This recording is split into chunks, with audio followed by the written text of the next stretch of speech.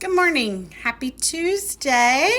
So I miss seeing y'all's smiling faces. I wish I could hear your precious voices, but I just decided I could do our mini lesson problem as a video today so we could work through it together.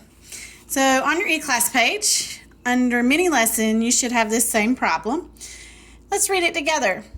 Rory ended soccer practice at 7:15 p.m. He started soccer practice at 5:30 p.m. How long was Rory's practice?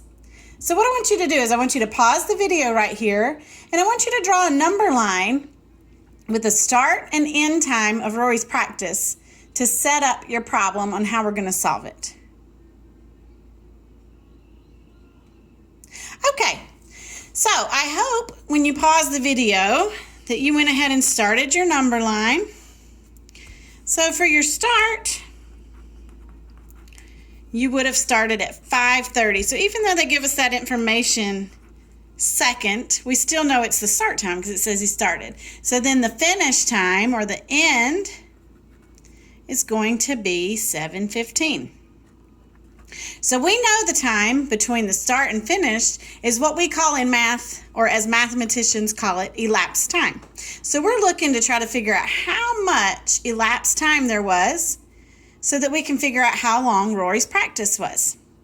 So if we set up a number line, we know between 5:30 and 7:15 p.m., there's a whole lot of time that we could fill in.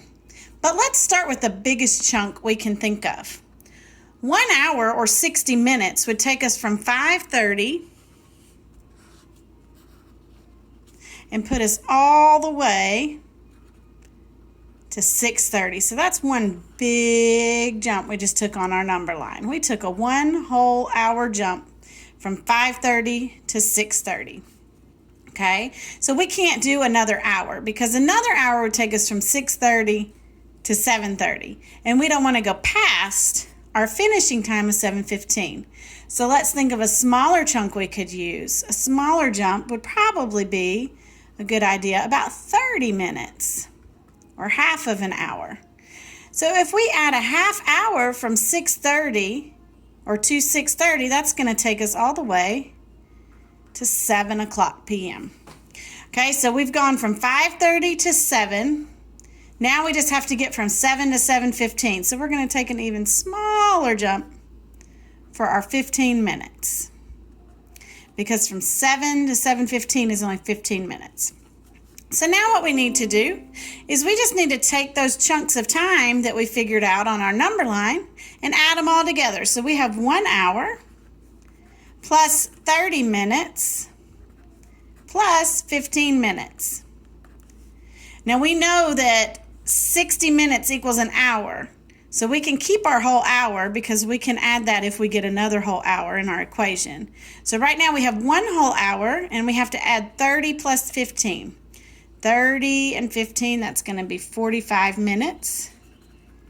Does 45 minutes equal another whole hour? No, because we need 60 whole minutes to make another hour.